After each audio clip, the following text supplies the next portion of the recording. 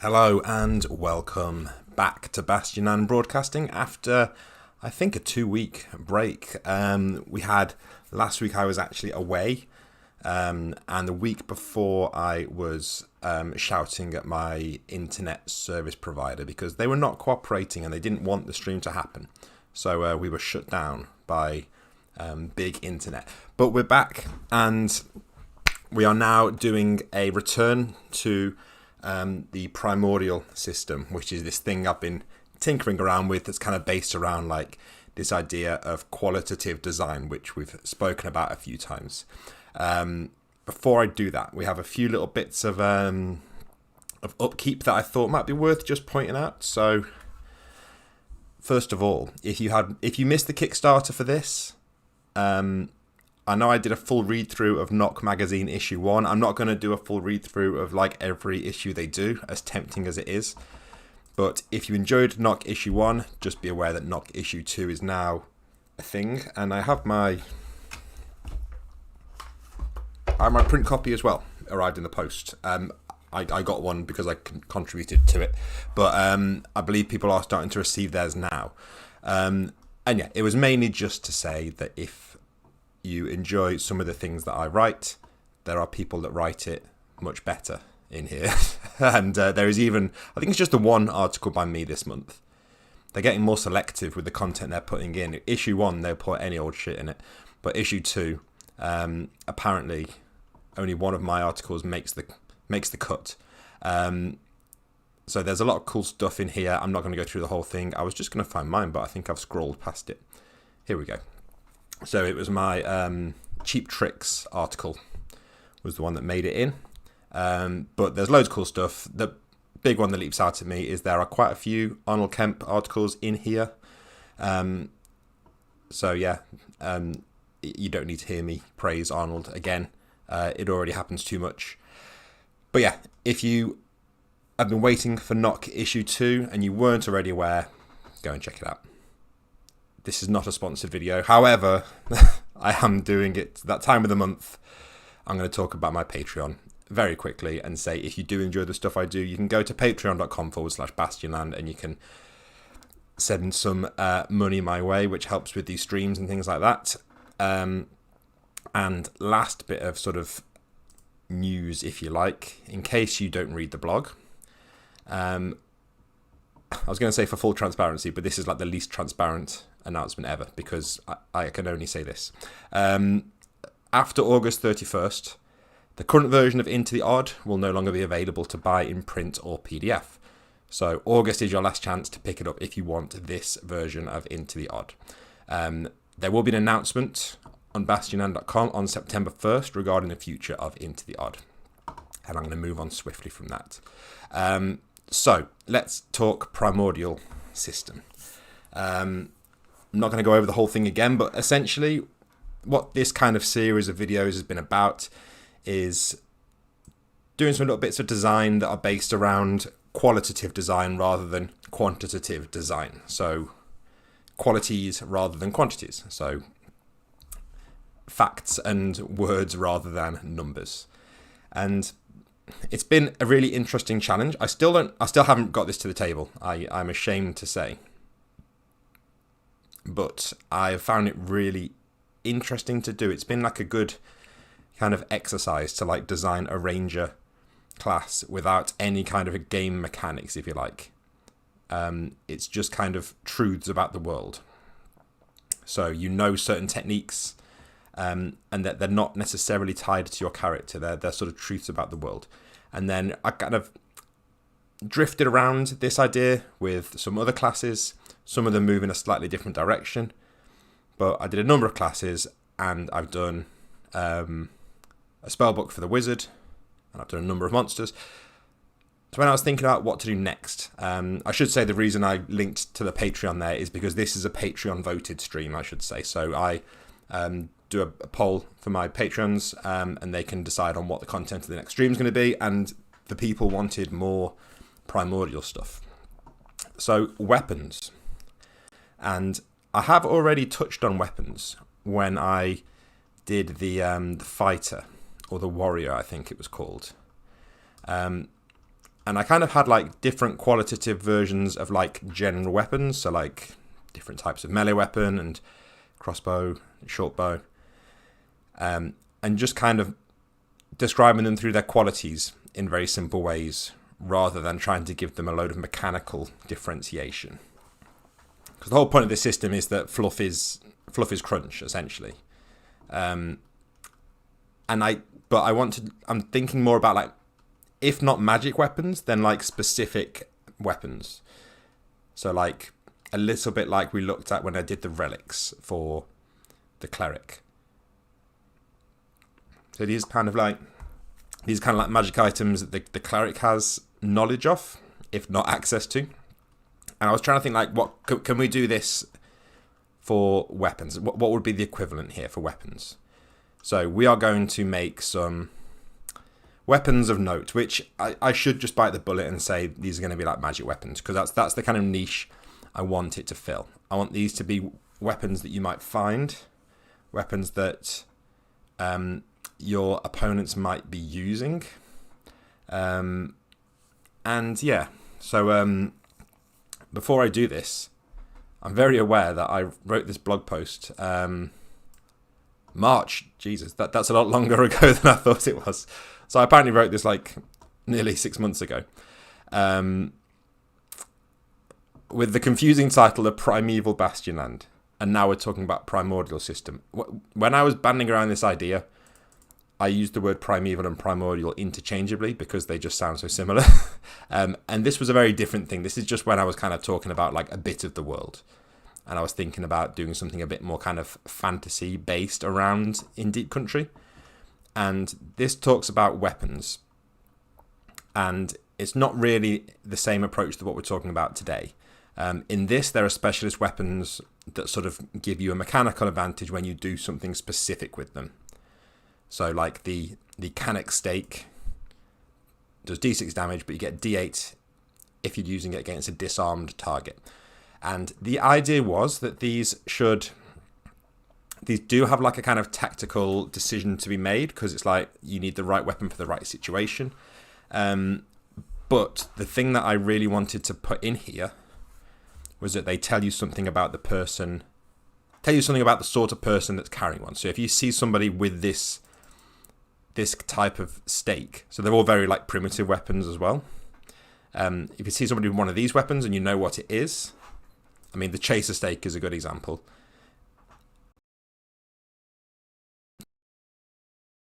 Flee mostly.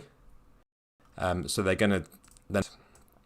So I wanted a little bit of that, but obviously we're not going to be dealing with like plus d8 and plus d6 and all that nonsense for this idea. But while I'm doing this in the chat, I am going to go over some. I've got a little stash of books here of some potential sources for like qualitative magic weapons. And it's easier with magic items because there's tons of like magic items that are qualitative like this. I mean, Electric Bastion and all the oddities in there are essentially those items. Things like the portable hole, immovable rod, all these weird items that don't need rules. Or rather, they do have rules, but they don't necessarily need like quantitative mechanical rules. It's easy to do it with those items, but you don't see it so often with like a sword. So if anybody has any really good sources for interesting magic weapons that aren't just, you know, it's a cliche to say that you don't want just a +1 sword, but I want to go even further than that. I don't want it to even just be a mechanical advantage to the weapon. Like, what are some systems that make the weapons interesting in other ways? I thought I would dig back into these Young Adventurers Guide things, because if you haven't heard me talking about these before, they are sort of D&D books that are kind of written without any rules, because they're kind of designed as a kind of way in for kids. So it's interesting to see how they pitch. They're not really intended to be a game, but it's interesting to see how they pitch kind of classic D&D ideas without the rules. Now, this Warriors and Weapons book, it has like a few special weapons, and it sort of talks about their uses, things like a boomerang. But I'm not really looking for like just a weird weapon. I'm looking for something more like a relic. So in the Wizards and Spells book, there is a little magic weapons section. There are 5 magic weapons in here. Sorry, 6 if we count the extra one. So I haven't actually looked at these yet. So I thought I would kind of do it like not quite live because I don't have the PDF, unfortunately. But I'm looking at the 5 sort of, are they all swords? No, they're a mixture of weapons. But I'm going to sort of look at these as we go and see if there's any like cool ideas we can kind of steal. In it, anyone cut by the dagger may succumb to its poison. It does not require attunement. So attunement, you might think that's like something I'd like to put in this system because it's kind of, well, no, I think if you know me at all, you probably know that I'm not a big fan of that kind of system. Weirdly, I had something similar to attunement with Arcana back in a very, very early version of Into the Odd. You had to kind of, you had to kind of, I can't remember what the word was. I think it was like bond or something. You had to like bond with your Arcana to be able to access its powers. And I do like that kind of stuff. That in print, like it's one of those ideas that in theory, I think, great, that sounds like a cool system. But once you kind of, it's an extra thing to learn about. And if you just remove it from the game, I found that I didn't lose anything by removing it, like so many things. But I would rather not worry about attunement. But, you know, this dagger that exudes poison is okay. I'm not going to like critique it for being kind of basic because this is like a very basic book. But yeah, that's okay. I guess at least we're beyond the point where it's telling you that this will be an evil weapon just because it uses poison. And then we have a dancing sword. I mean, dancing sword is a pretty solid example. When hurled into the air, the dancing sword can be directed to strike like a missile at whatever nearby enemy you choose. If luck is on your side, it might attack up to 4 different foes before flying back to your hand. So that is a good, solid, qualitative magic weapon. So I'm not just gonna like take these things whole cloth, but dancing sword goes in there. But we're gonna find a way to make it more interesting, I think. So it's already very good, but we can't just use it whole cloth. Hammer of Thunderbolts gives you such great strength that you might survive going toe to toe with a giant. You can also use it to hurl thunderbolts at your enemies. However, the hammer's powers can only be accessed by someone wearing magical armor that gives them a giant's strength. That's not a good... Like, again, so I'll get into this when I talk about some other weapons, like magic weapons that I like from other games.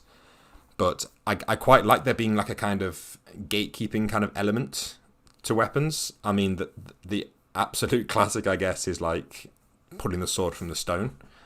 Or like the million different versions in the Zelda games of like pulling the Master Sword. Like you can't just get it. You have to be the hero of Hyrule or whatever to pull it out. And again, like the kind of Mjolnir, I apologize hugely, but I'm only really familiar with like the Marvel version of Thor in terms of like his relationship with Mjolnir. I don't know where that fits in like actual Norse mythology, but the idea of like, you know, only he can pick up the hammer, except all those times someone else does it. I like those sorts of things. And I like that as this kind of like fairy tale logic that we're kind of leaning into with this system.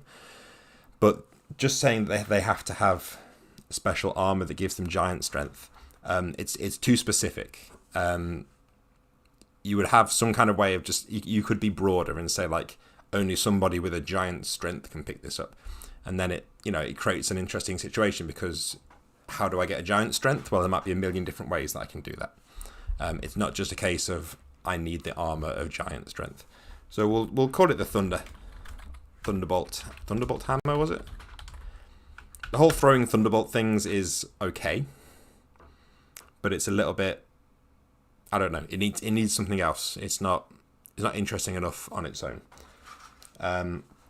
We have the Oath Bow, which is an elvish weapon that invites its owner to identify a sworn enemy. Any arrow you fire will seek out that enemy no matter the distance. However, the bow expects loyalty, and as long as your sworn enemy lives, you will find it difficult to use any other weapons. That's actually kind of cool. I think I did something similar in the Ranger class. But I like that you can't use any other weapons like while the prey is alive. That's pretty cool. And it does tell you about the world as well, because it's giving you this whole, it's an intelligent weapon. Weapon of warning. It magically alerts you to nearby danger. It will stir you from your sleep when an enemy approaches, saving you from ambushes. So again, the other like classic example of like an interesting magic weapon would be Sting in like Lord of the Rings. Like, is Sting even the right? Now, as soon as I said Sting, I can only think of the singer Sting. But yeah, Sting, the Frodo's sword that glows blue when orcs are near. That's good, and I like that it has some history to it, and it has a place in the world. But I think we can do better. And then finally, we have a whole 2-page spread on the Sunsword. Yeah, there is a long story behind it that I'm going to skip around. So that the blade is made from pure sunlight. It's the perfect weapon for destroying Strahd the vampire. I mean, I like that's fit to like a particular job. So it's kind of like a vampire bane weapon, I suppose. So I'm gonna go with, I can't remember what the actual name was, but we'll call it the Sunlight Blade. And I think we're gonna try and come up with like 6 interesting weapons. So the other 3, before I sort of think of what they're going to be. The one I was thinking ahead of time about like what magic weapons really stick with me from like fiction, and I've said about like Excalibur, and I'm actually reading Le Mort d'Arthur right now. I'm terrible at reading novels, and I on a whim I was like, I should. I've listened to a couple of like audiobooks and stuff about like Arthurian myth, and I was like, I should read this, and it's quite tough going, but I've just started it, and there's no Excalibur in the picture so far, but Excalibur kind of is the classic magic sword, I guess. But my understanding is there's like it's sort of powers are left very vague, and it serves as more of a plot device that it's there to like make it clear that Arthur is the rightful king of England and all this.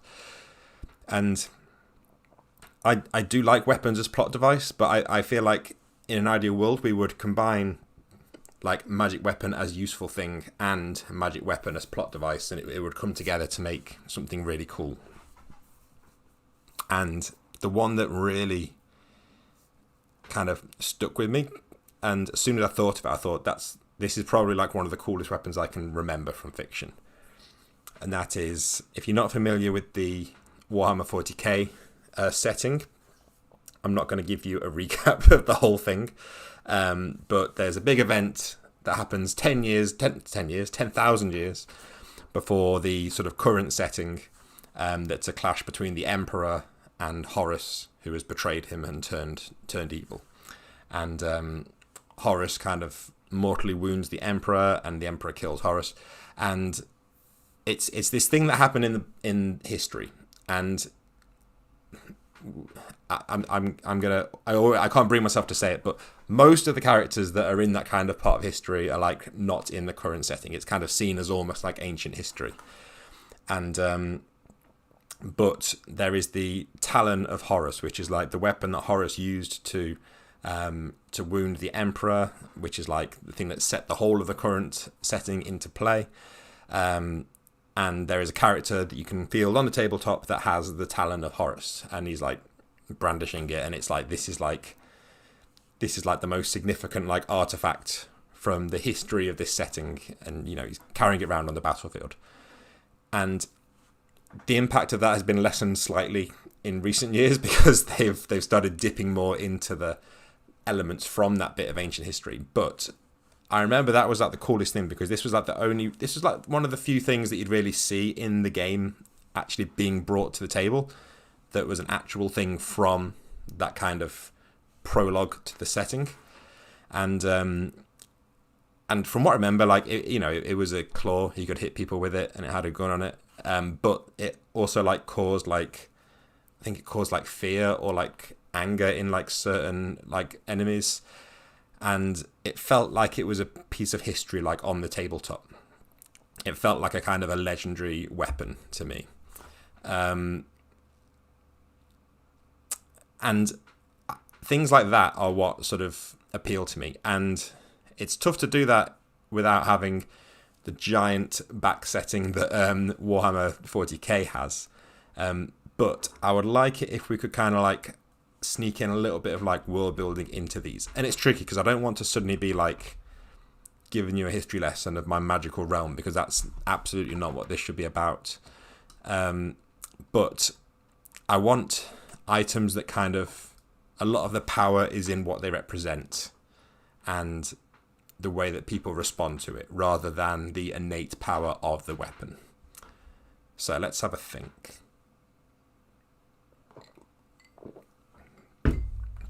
So we do have some relics in here already.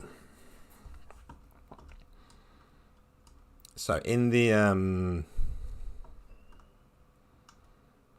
we have this kind of mystical languages that are kind of perhaps relevant. Something could be carved into the sword. I mean, I was assuming it was going to be a sword. And then for the relics, we kind of have all these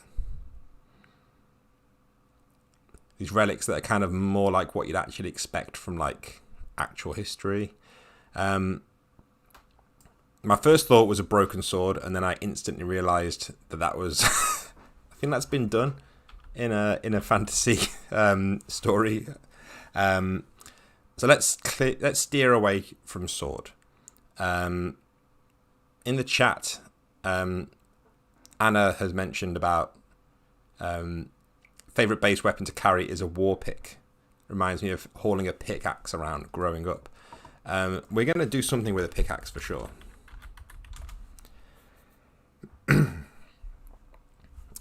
And naturally it kind of makes me think that it could be like the pickaxe that was used to like create some part of the world. So to create like, again, and these are stories. We don't have these are truths that we're tying to the weapon, but not everybody has to believe in that truth. It's tricky to explain, but I'm hoping it'll make sense by the time I've done this. So if we would come back and polish up some of this writing here, but if we call it the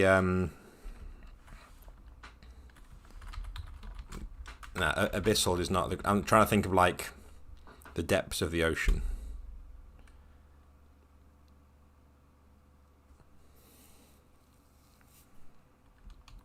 We're just going to call it the pickaxe of the depths. And I know I always, the one rule that I was like, well, not a rule, but a piece of guidance about fantasy writing is, rather than using, if you can remove of the and just move this word to the front, but it doesn't really work here. So it's the pickaxe of the depths, and pickaxe is a very utilitarian word. We're going to go with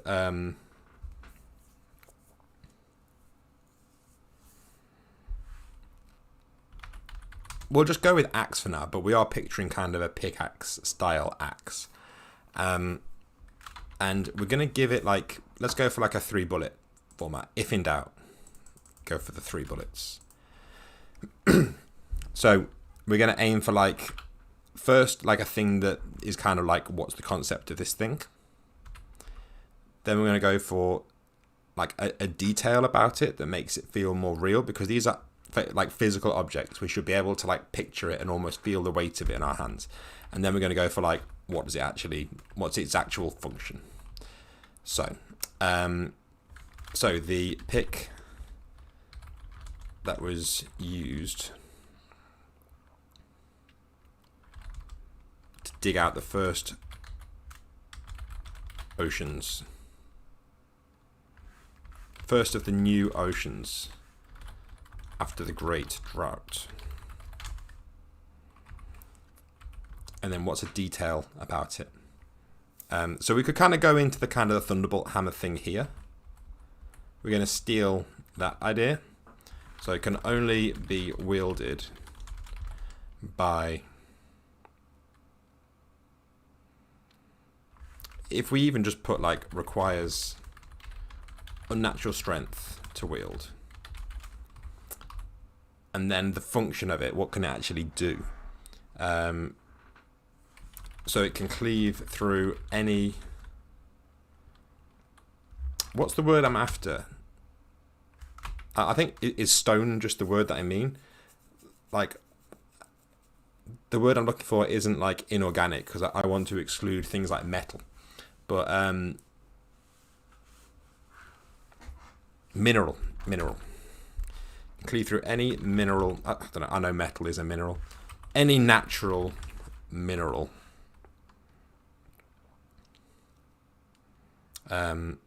With ease. Let's present tense it just to cleaves through any natural mineral with ease. So you can see a situation where like this might be something that you have to go and find. This is what we should. The other thing we should do is we should like. I don't know. My first thought was like, do we need to like say where it is in the world? But I think we should just like assume that these are all either lost or like in the hands of somebody else. They're not just like, oh well, I'll my fighter will take that. Thank you very much. These are all things that are going to be like, it's a quest for you to go and get it. So the Axe of the Depths. The pick that was used to dig out the first of the new oceans after the Great Drought requires unnatural strength to wield and cleave through any natural mineral with ease. So when you're under threat from, you know, invading earth elementals, I guess, or like stone giants, this is the thing to get. Yeah, in the general store for five gold pieces. Interestingly, I don't think we've mentioned like money once in this. And the way that I wanted to... One of my notes for this system was to have like a page for like trade, a page for like injury, and like have these kind of like almost like GM sheets that you can just pop out. So when it becomes an important time to be thinking about trade, you can pop out this one sheet and it kind of gives you kind of a procedure to work through. So we'll get there. So Axe of the Depths, I actually like that. That's okay for now, but I feel like we can do better. So the Dancing Sword. What I liked about this was as soon as you describe it, people get it. It's a sword that you can send out and it fights on its own while you're fighting elsewhere. And it's so good that it's kind of hard to... But I feel like we could combine that with the Oath bow, whatever it's called, which was like a bow that was very powerful, but you had to like appease it. So we've had an axe. If we're drawing from a sword and a bow here,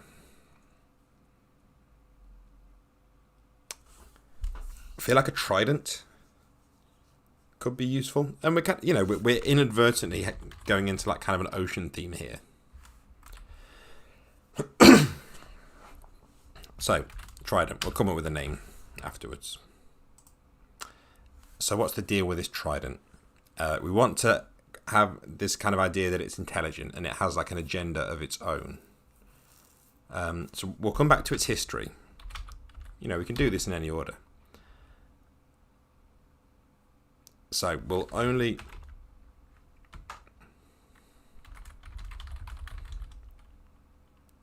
So when fighting an enemy of the sea,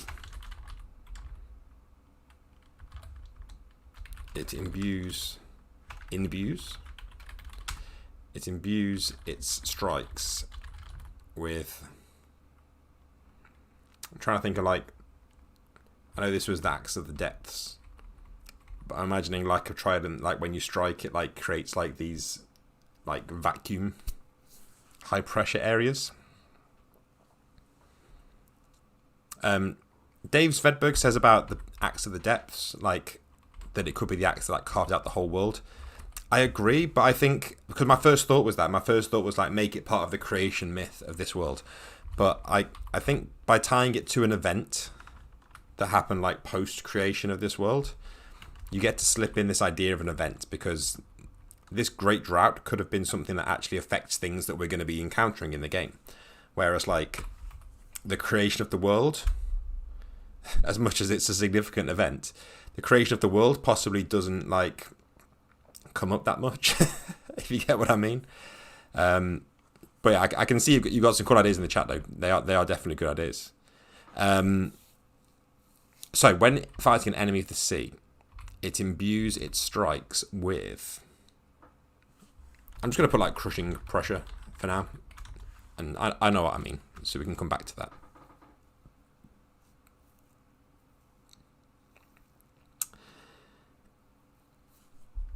I didn't actually, like, give this the...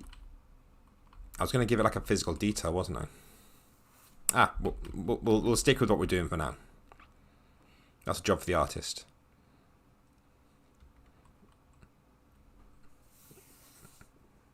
Yeah, like a mantis shrimp.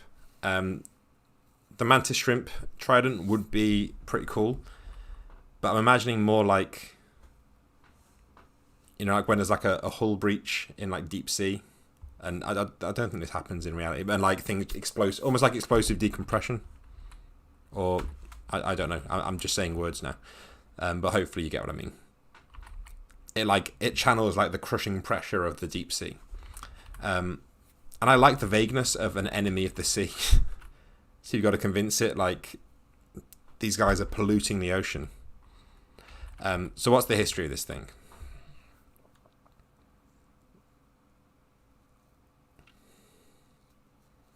So, well, the limitation could just be that it is lost at the bottom of the ocean.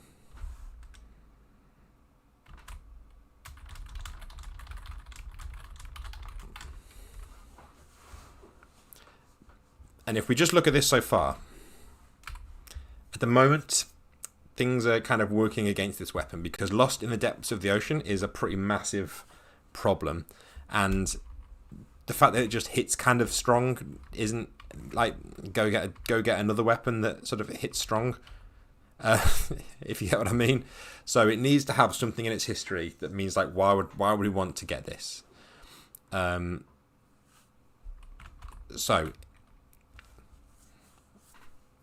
it's the last surviving weapon of a lost... I know it's like a massive cliche, but I'm going for it. Last surviving weapon of a lost culture. Lost sea culture.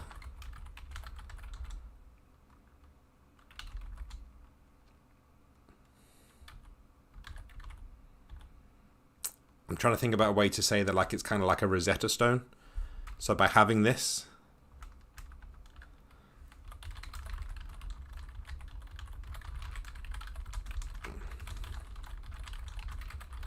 Yeah, so it's the last surviving weapon of a lost sea culture, granting its wielder the ability to read their language. So it like unlocks... It's not just that you're getting it because you want a weapon that hits hard. You're getting it because it's going to give you knowledge about certain things. And we're just going to call it the last Trident for now. Sunlight Blade. So this was like... The point of this one was like that I liked the idea that it was like... It's a specific like key for a specific lock, in the sense that the vampire is the lock and sunlight is the key. I think I would like to make it... I like sunlight because sunlight is good for vampires. Well, it's not good for vampires. It's very bad for vampires. But it's good for killing vampires, and it's also useful in lots of other situations. Like, there's lots of fantasy tropes that rely on sunlight. So, if not sunlight, like, what's the next thing that we could have this kind of channel that would be something that could, like, overcome an otherwise invincible enemy? We're going for, like, the sea theme. My mind immediately went to salt, which I know does have a lot of like supernatural like connotations, but I don't know, the salt blade does kind of sound cool. We're doing it. Salted blade. So when I'm thinking about salt, all I really know is like put a circle of salt around yourself and you're protected from, I don't know, witches or something. I'm not even 100% sure.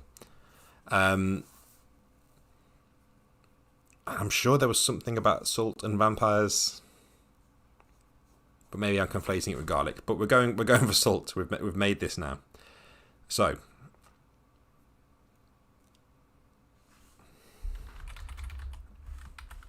blood drawn.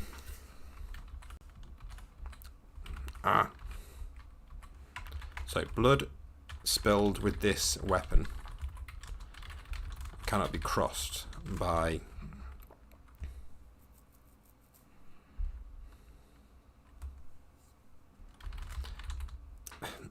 I was hesitating because the second you start to say like magical things can't cross this line, then you have to say, well, what's magic? And part of what I did this whole post about magic and how I wanted it to be, magic is a thing that like is washed across the whole world rather than just in clumps. So we can do better than that. Unholy is kind of good. I've used unholy in the cleric, I think, for things, because then it's down to like your religion as to what is unholy. Maybe just like malicious. Blood spilled with this weapon cannot be crossed by malicious beings or forces.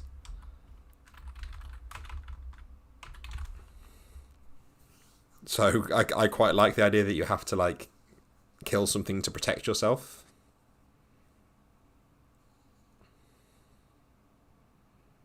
Yeah, Anna says that salt protects against ghosts in a lot of stories. Yeah, and like undead is easier to clarify, so I feel like undead would be like a better thing to put here if I wanted to play it safe, but I think let's keep it as malicious beings or forces for now. Vampires have to count salt and then die?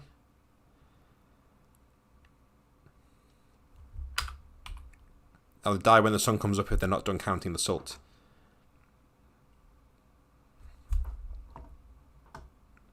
Listen, you're the expert.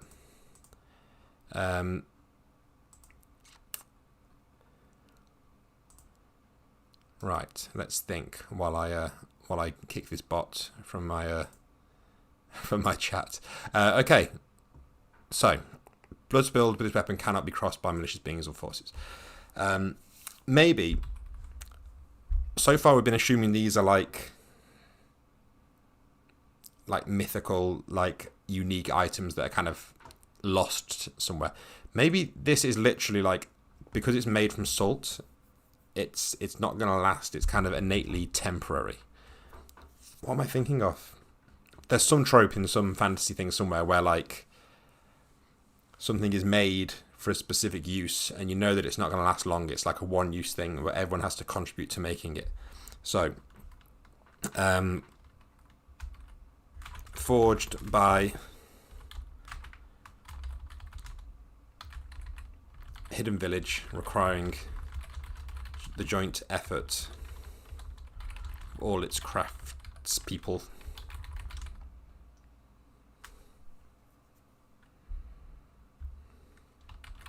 Only one can exist at a time. And it crumbles at the next full moon. There you go. Cheap trick, but it works. So they have to make it for you, and then they're not just going to have them lying around because it doesn't last. So you got to go and convince these people to like make you their weapon. Forged from their sweat, Joseph says. It could be. That we're not going to go down the route of what other substances might go into this. As far as I'm concerned, it is from... yeah, we know it's sea salt would make sense with this theme that we're going for.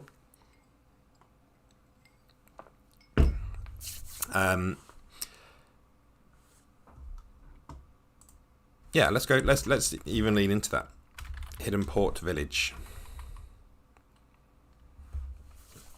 Okay, so they have to craft it, and then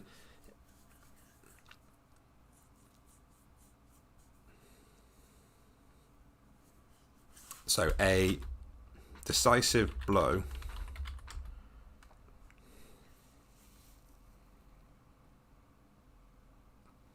No, I quite like the fact that it's kind of defensive. It's kind of because it feels like the obvious thing to do would be like they have to spend ages to forge it, and then it's like a one-shot weapon, and you stab the dragon with it, and the dragon dies. But I do like the idea that instead it's just one tool that you're going to have to use. So we'll give it another detail. In fact, I feel like I'm cheating slightly with that. I feel like that works all right there. So there we go. We've got 3 not necessarily magical weapons, but 3 interesting qualitative weapons there. I think we're going to call it there for tonight. I will just quickly say once again, if you have been enjoying these streams and the blog and everything like that, you can go to patreon.com/bastionland to support. But also, if you just want to read more stuff, you can always stay up to date on bastionland.com. Like I said, there is an announcement coming on September 1st on the blog. Set your calendars for that date. And until then, this is a slightly shorter video than normal, but I'll tell you what, I might come back on. We might call this one here, and then maybe I'll come back on in a couple of minutes and we'll do one little extra thing at the end. But for now, it's goodbye for now.